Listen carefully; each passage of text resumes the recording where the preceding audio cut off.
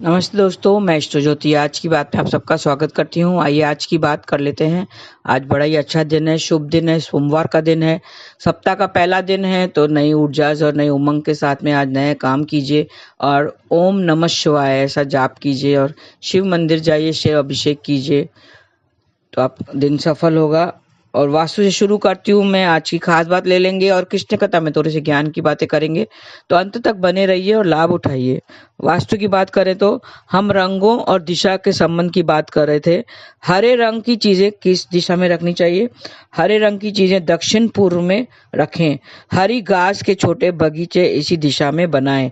तो हरी चीज की, हरी बाल्टी हो, हरी सब्जियां हो, हर चीजें की कोई भी चीजें आप कहाँ रखना है? इसे दक्षिण पूर्व में रखना है, साउथ ईस्ट कोनों में रखना है।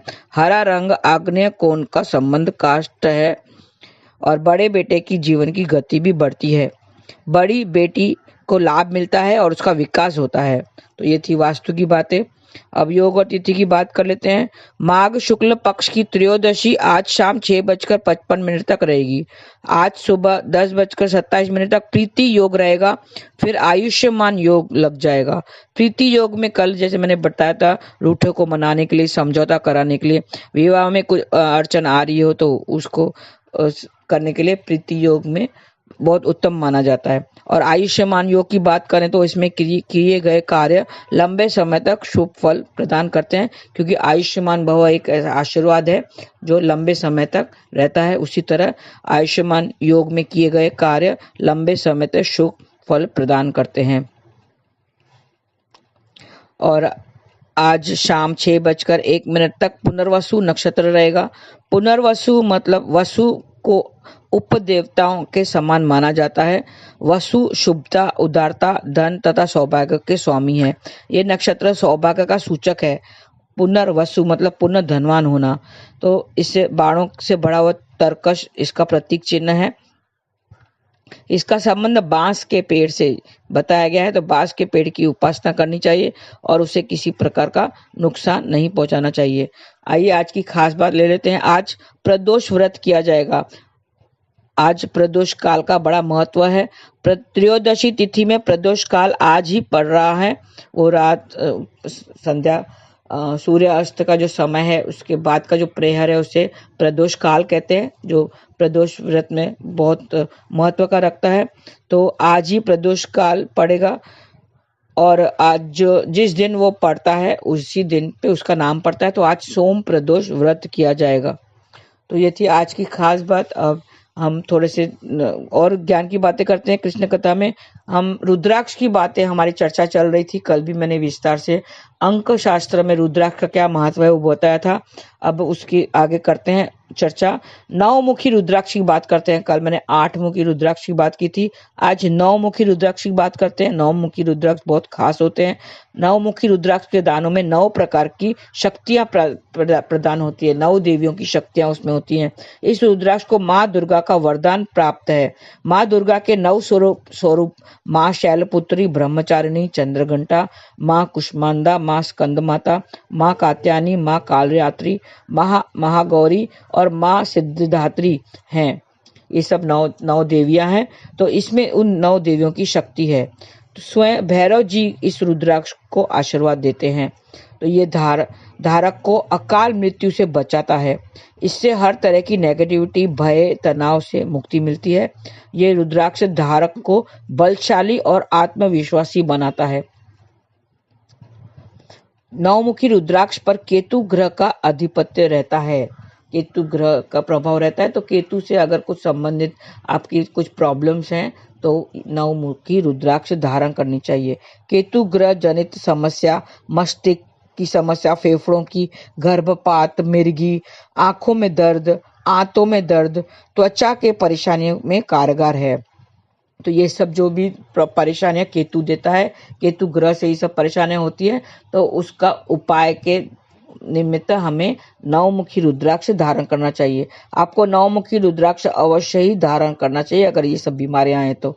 9 मुखी रुद्राक्ष हमारी पीनियल ग्लैंड का स्वास्थ्य स्वस्थ रखता है। पीनियल ग्लैंड होता है, उसे स्वस्थ रखता है नवमुखी रुद्राक्ष। केतु जनित सारी समस्याओं का ये निवारण करता है। और आपको नवमुखी रुद्राक्ष अवश्य ही धारण करना चाहिए। महिलाओं के लिए ये खास महत्व का होता है, लाभकारी होता है। महिलाओं के लिए ये नवमुखी रुद्राक्ष सबसे अधिक फायदेमंद होता है। कामकाजी महिलाएं, हाउसवाइफ के लिए नवमुखी रुद्राक्ष लाभकारी होता है। और अश्विनी, मघा और मूल नक्षत्र जो ये केतु के नक्षत्र हैं, इनके जातकों के लिए भी ये रुद्राक्ष लाभकारी होता है। विशेष सिद्धि की प्राप्ति के लिए नवमुखी रुद्राक्ष फायदेमंद है। इसके व्यक्ति की इच्छा शक्ति प्रबल होती है। सहन शक्ति, शौर्य और साहस का संचार भी होता है। यश कीर्ति में वृद्धि होती है। हर जगह नाम भी होता है। तो ये सब बातों के लिए हमें नवमुखी रुद्राक्ष धारण करना चाहिए। यश कीर्ति में वृद्धि होती है और हर जगह नाम भी होता है। तो भय, अगर मन में ज्यादा भय है तो नवमुखी रुद्राक्ष के साथ 10 मुखी और 11 मुखी रुद्राक्ष के एक एक दाने भी पहनने चाहिए। नवमुखी रुद्राक्ष के साथ इसको मिलाकर पहनने चाहिए। इससे आप हर तरह की परेशानियों से बचते रहेंगे। नवमुखी रुद्राक्ष धारण करना चाहिए। मानसिक शांति, आत्मविश्वास बढ़ाने के लिए नवमुखी रुद्राक्ष खास होता है। और दुर्गा कलाई बंद में नवमुखी रुद्राक्ष के साथ स्फटिक की माला या 2 या 4 छोटे पंचमुखी रुद्राक्ष शामिल होते हैं। इस बंद को बाएं हाथ में पहना जाता है। एक बंद आता है जिसको बाएं हाथ में पहना जाता है। असुरक्षा के भाव से होने वाले तनाव, बच्चों की पढ़ाई की चिंता, परिजनों की सेहत को लेकर हो रही चिंताओं से इन सब से मुक्ति मिलती है। दुर्गा कलाई बंद जिसे कहते हैं, वो दुर्गा की शक्तियां उसमें होती हैं। ये हमें बाएं हाथ की कलाई में डालना चाहिए। परिजनों की सेहत को लेकर हो रही चिंताओं से मुक्ति मिलती है। दुर्गा कलाई बंद में नवमुखी रुद्राक्ष के साथ स्फटिक की मणि, 2 या 4 छोटे छोटे पंचमुखी रुद्राक्ष शामिल होते हैं। शिव पुराण के अनुसार इनका मंत्र जाप करके सिद्ध करना चाहिए। ओम ह्रीं नमः, ओम ह्रीं नमः, ऐसा आपको ये जाप करके इसे सिद्ध करना चाहिए। या तो महामृत्युंजय मंत्र का जाप करें या तो अघोरी का मंत्र जाप करें। तो ऐसा करके ये हमें रुद्राक्ष सिद्ध करके ही पहनना चाहिए। नहीं तो सीधा मंत्र है ओम नमः शिवाय भी आप जाप कर सकते हैं। तो ये थी रुद्राक्ष की खास बातें। नवमुखी रुद्राक्ष बहुत खास होता है। ये 9 देवियों की शक्ति इसमें प्रदान होती है, ये उसके साथ होता है। तो आप जरूर पहने। अगर कुछ प्रॉब्लम है उस रिलेटेड तो आप नवमुखी रुद्राक्ष जरूर धारण कीजिए। आइए अब कृष्ण कथा की थोड़ी सी और महत्व की बातें कर लेते हैं, ज्ञान की बातें कर लेते हैं। अब आपको पता है ये तो कलयुग चल रहा है, घोर कलयुग है, भयंकर कलयुग है। पढ़े लिखे इंटेलिजेंट लोग भी नास्तिक होते हैं। आपने कभी सुना है? पढ़े लिखे इंटेलिजेंट लोग, जो साइंटिस्ट लोग जो होते हैं, वो भी नास्तिक होते हैं। पढ़े लिखे लोग भी नहीं मानते हैं, कहते हैं कि हम भगवान को नहीं मानते हैं, हमने देखा ही नहीं है, नास्तिक होते हैं। ऐसे कई देश भी ऐसे होते हैं जिनका कोई धर्म नहीं होता है, जो नहीं मानते हैं, इन सबको नहीं मानते, भगवान को नहीं मानते हैं। उन जो नहीं है उनको मानते हैं, लेकिन जो है उनको नहीं मानते हैं। फिल्म में आपने देखा होगा, इंसान सारे लोगों को मार देता है। जो हीरो होता है वो सारे लोगों को मार देता है, एक ही गोलियां चलाता है, यहाँ गोली चलाता है, वहां गोली चलाता है। उससे बहुत प्रेरणा होते हैं इंसान। पढ़े लिखे लोग भी ऐसी फिल्मों से बहुत प्रेरणा होते हैं। RR फिल्म देखी थी, RR देखो, बाहुबली देखो, ये सब इसमें हीरो जो होते हैं ना, वो ऋतिक रोशन जैसे उड़ता है। क्रिश फिल्म देखी होगी, ऋतिक रोशन उड़ता है ऐसा। वो सुपरमैन जो होता है वो ट्रेन के आगे आके ट्रेनों को रोक देता है, इतनी उसमें शक्ति होती है, उसको सुपरमैन कहते हैं। सुपरमैन को हीरो मानते हैं लोग, पागल हैं उसके पीछे। सुपरमैन को हीरो मानते हैं जो है ही नहीं, हवा में उड़ते हैं, उसे हीरो मानते हैं। बाहुबली को हीरो मानते हैं जबकि वो है ही नहीं। रियल लाइफ में वो बड़े डरपोक होते हैं, ऐसी बॉडी लेके घूमते दिखाते हैं कि सिक्स पैक ऐप की बॉडी लेके घूमते हैं। वास्तव में ऐसे बॉडी की रक्षा के लिए वो लोग बॉडीगार्ड रखते हैं। हाँ, असल में वो लोग बहुत डरपोक होते हैं। असल में वो हैं ही नहीं जो दिखते हैं, और जो है, जो सही मानों में जो है लोगों की रक्षा करते हैं, उस बजरंग बली को बोलने को कोई तैयारी नहीं है, उसे कोई मानने को तैयारी नहीं है। जो है वास्तव में उसको मानते नहीं है। बाहुबली को देखने के लिए हम 400 रुपए टिकट खर्च करके जाते हैं। क्या देखने के लिए? बाहुबली को देखने के लिए जाते हैं। लेकिन बजरंग बली को देखने के लिए कोई नहीं आता है।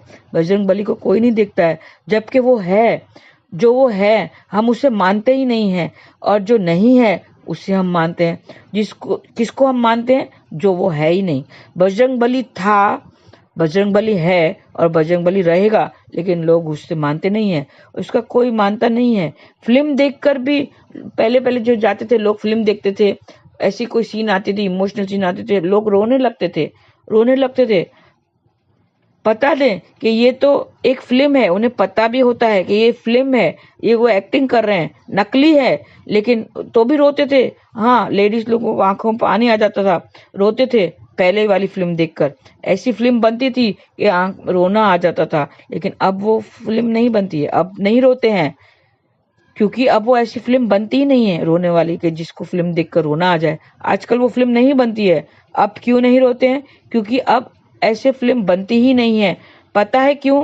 क्योंकि आजकल घर घर में रोना लगा हुआ है, घर घर में लोग रोते हैं, तो फिल्म में क्या दिखाएंगे लोगों को? फिल्म में लोगों को क्या दिखाएंगे जब एक्चुअल में लोग हर रोज रोते ही हैं, हर लोग रोते हैं।